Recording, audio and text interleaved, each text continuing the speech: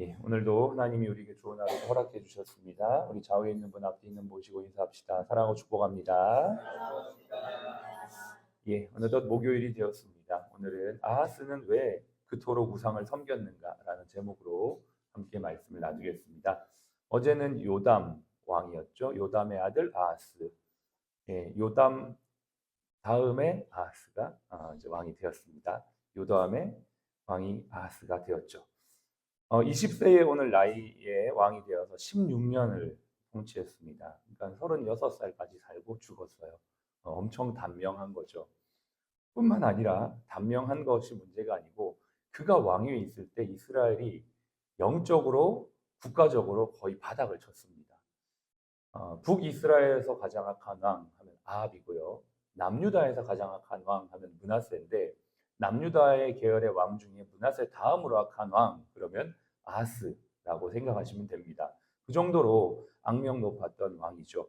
오늘 우리가 읽었던 1절로 4절의 말씀에 그의 악행에 대해서 낱낱이 기록하고 있습니다.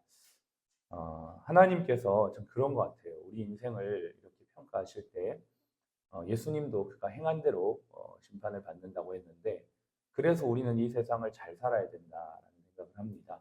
우리의 어떤 삶이 잘한 것들은 잘한 것대로 잘못한 것들은 또 잘못한 것대로 하나님 앞에 이제 판단받게 될 텐데 그날에 저와 여러분들이 정말 하나님 앞에 칭찬 듣는 자들이 되길 바라고요. 매일매일 예배를 드리면서 드는 생각이 저는 오늘 그런 생각이 들었어요. 오늘도 내가 주님께 더 가까이 갔구나 하고 있구나. 오늘의 날이 오늘을 끝으로 이제 또 지나가는구나. 이제 그런 생각을 하니까 더 이렇게 두렵고 떨리는 마음으로 이 하루를 살아야겠다라는 생각을 하게 되었습니다. 저와 여러분들이 그런 마음으로 오늘도 무엇을 하든지 주님 기뻐하시는 좋은 평가받는 그런 삶을 살기를 바랍니다. 그의 악행을 간단하게 좀 정리를 해보면 첫째, 그는 심각한 영적인 타락을 했었습니다. 바알 숭배, 인신 제사, 또 적극적인 산당 제사, 또 하나님의 성전의 문은 닫아버리고요. 성전 기구를 파괴해버리고요. 도리어 이방 제단을 본받아서 그 제단을 하나님 앞에 올리면서 그 이방 신을 섬깁니다. 상상이나 할 수 있습니까? 하나님 성전은 문 닫아버리고 이방 신상은 섬기며 이방 제단을 그대로 본받아 와가지고 그 이방 신을 섬긴다. 상상할 수 없습니다. 그가 이방신을 딱 섬길 때 악한 영이 싹 들어오게 되는 것이죠. 두 번째, 지나친 강대국의 의존입니다. 이 지나치다라는 건 거의 맹목적인 수준인데요. 더러는 왕들이 이방의 나라, 이방 신들을 의지하고 우상 숭배를 했지만 이 아하스는 정말 맹목적이었어요. 특별히 그 당시에 최고 강대국이었던 아수르 제국에 대해서 맹목적인 의지를 했던 것입니다. 역대하 28장 16절, 20절, 21절에 보면 이런 표현이 있어요. 그때의 아수르 왕에게 사람을 보내어 도와주기를 청하였더라. 그런데 아수르 왕 디글랏 빌레셀은 그에게 이르렀으나 돕지 아니하고 도리어 그를 공격하였더라. 도움 달라고 아하스가 아수르 왕한테 갔는데 도움은 주기는커녕 도리어 뒤통수를 쳐버리는 것이죠. 강대국들은 그렇습니다. 지금도 여러분 보십시오. 우리가 어떤 외교관계, 국제관계를 보면 그런 것들이 많죠. 우리가 무언가를 의지하고 도움을 받으려고 하지만 뒤통수를 쳐버리는 그리고 이제 자국의 어떤 철저한 이익을 위주로 이루어지는 것이 이제 국가 외교 관계인데 이때도 마찬가지였습니다. 하나님이 아닌 강대국을 의지했다가는 엄청나게 이렇게 고생을 하게 되는 것이죠. 결국 그의 악행으로 인해 남유다는 엄청난 피해를 당하게 됩니다. 오늘 우리가 다 읽지는 않았지만 28장의 내용에 보면 크게 세 가지의 피해가 있어요. 첫 번째는 인명 피해입니다. 북이스라엘과의 전쟁을 하는데 전쟁에서 대패를 해버리거든요. 하루에 12만 명 군사가 날아가요. 하루에 12만 명이 없어져 버려요. 그리고 20만 명의 아녀자가 사로잡혀 갑니다. 블레셋과의 에돔의 공격으로 유다 사람들은 노예로도 잡혀가게 되죠. 어마어마한 인명이 피해를 입게 됩니다. 두 번째는 영토 피해입니다. 남유다가 굉장히 작거든요. 이스라엘 전체가 작은 데다가 남유다는 유다 지파와 베냐민 지파만큼 예루살렘 중심으로 이렇게 조그맣게 있어요. 근데 그나마도 그 밑에 이제 평지, 쉐필라라고 하는 그 지역은 곡창지대인데 거기를 뺏겨버려요. 하나 있는 항구 도시 엘랏을 아람, 즉 시리아에게 뺏겨버립니다. 그러니까 중요한 거점 도시를 뺏겨버리는 거죠. 영토에 피해를 당합니다. 세 번째는 물적 피해입니다.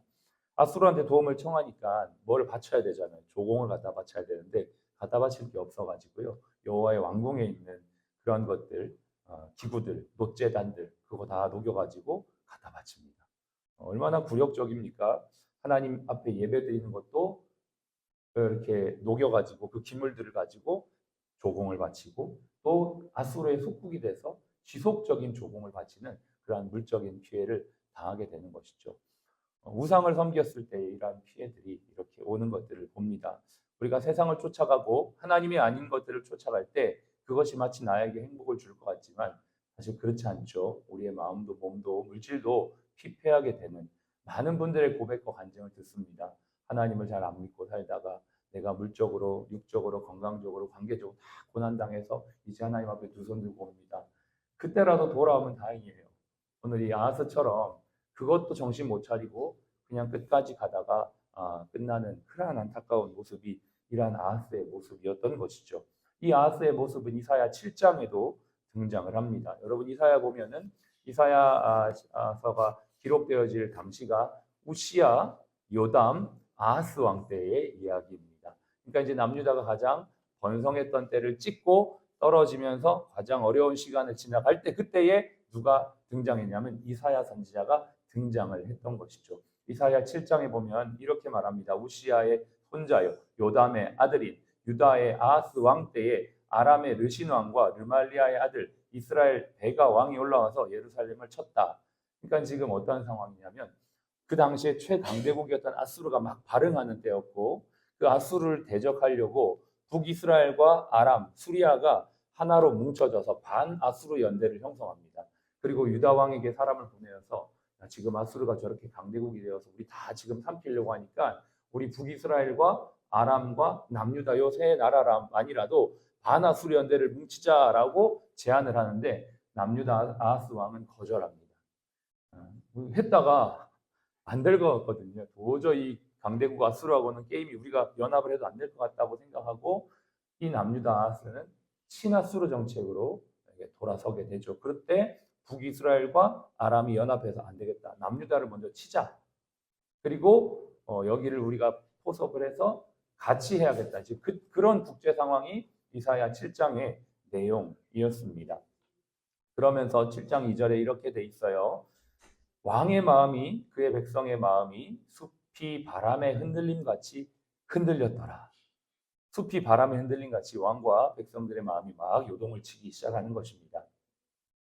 혼란스러운 당시의 정세와 상황, 혼잡스러운 어떤 일들이 계속적으로 일어나는 거죠. 오늘 사회자께서도 그런 멘트를 하셨습니다. 우리가 오늘도 이 아침에 평안하기를 기도하지만 우리의 삶이 그렇지 않을 것이다. 또 우리의 바람과는 달리 여러 가지 혼잡스러운 일들이 일어나게 될 테지만 그럼에도 불구하고 그 상황에서 하나님을 바라보는 것이 굉장히 중요하겠다. 그렇게 기도하자라고 말씀을 하셨습니다. 맞습니다. 그 당시나 지금이나 혼잡스러운 정세는 뭐 크게 다르지 않는 것 같습니다. 개인적인 삶을 보더라도 국가적인 상황을 보더라도 외교적인 상황을 보더라도 지금 굉장히 혼란스럽고 제가 설교문들을 쭉 보고 목사님들의 설교를 쭉 봤는데 10년 전이나 20년 전이나 30년 전이나 40년 전이나 50년 전이나 항상 설교자들의 메시지는 요즘은 너무나 힘듭니다. 50년 전 설교도 그랬어요. 30년 전에도 요즘같이 힘든 때를 본 적이 없습니다. 요즘 최근에 목사님 설교 들으면 너무나 힘든 시기입니다. 기도가 필요한 시기입니다. 언제나 그랬어요.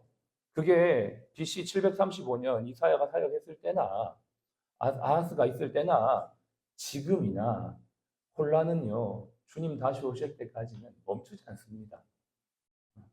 그렇지 않습니까?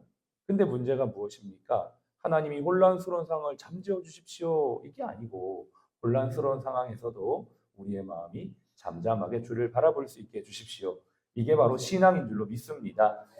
아하스는 그나마 다윗의 믿음의 계보를 따라 태어난 왕인데도 불구하고 어떻게 하다가 이렇게 망했는가?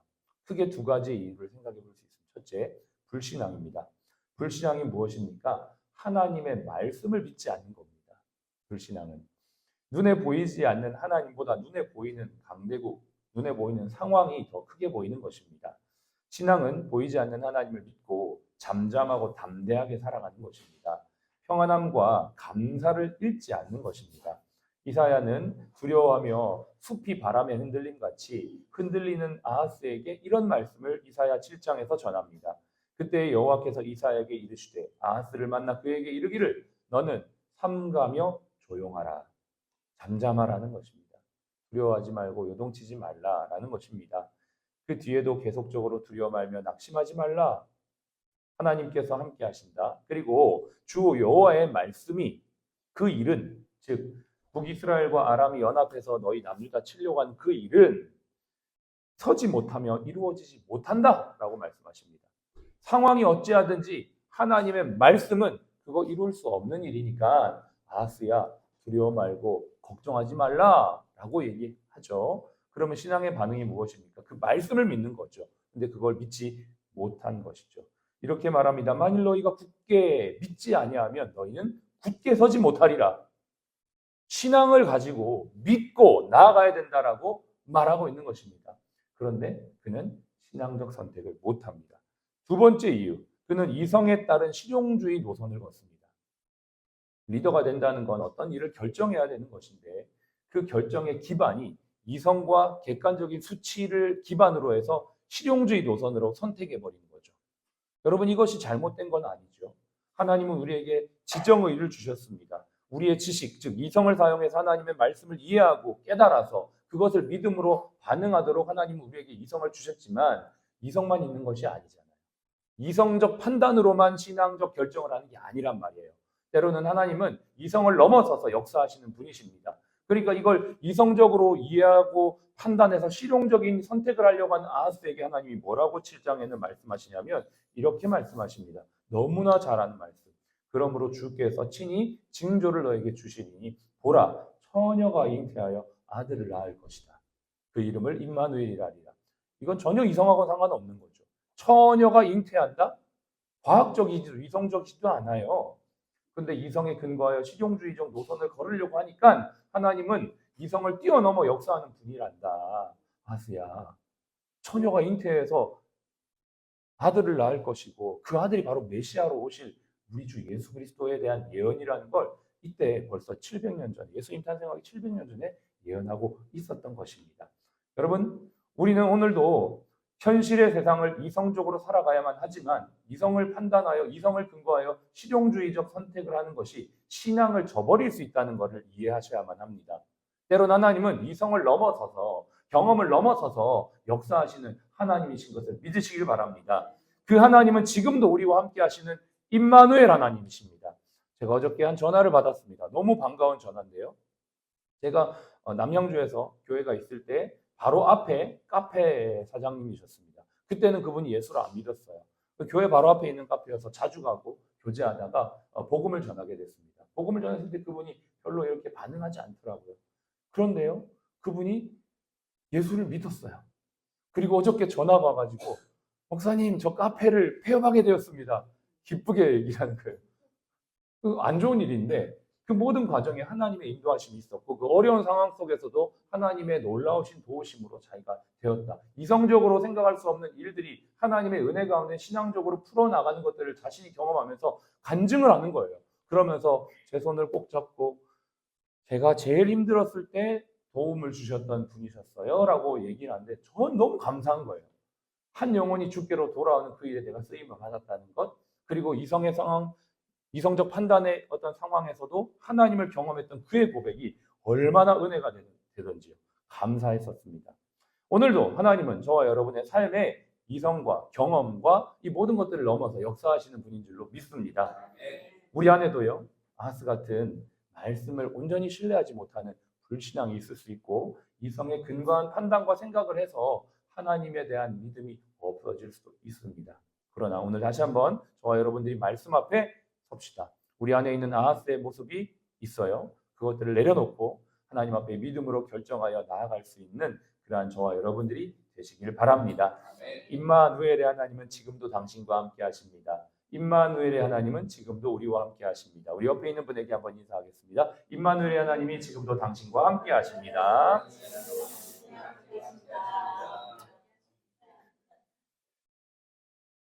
이사야 8장 12, 13절 이렇게 말씀하십니다. 이 말씀 끝으로 말씀을 정리하겠습니다. 여호와께서 강한 손으로 내게 알려주시며 이 백성의 길로 가지 말 것을 깨우쳐 이르시되 그들이 두려워하는 것을 너희는 두려워하지 말며 놀라지 말고 만군의 여호와 그가 너희를 거룩하다 하고 그를 너희가 두려워하며 무서워할 자로 삼으라. 거룩할 자를 거룩하다고 고백하고 두려워할 자를 두려워할 자로 인정할 수 있는 믿음. 이 하루 믿음의 삶.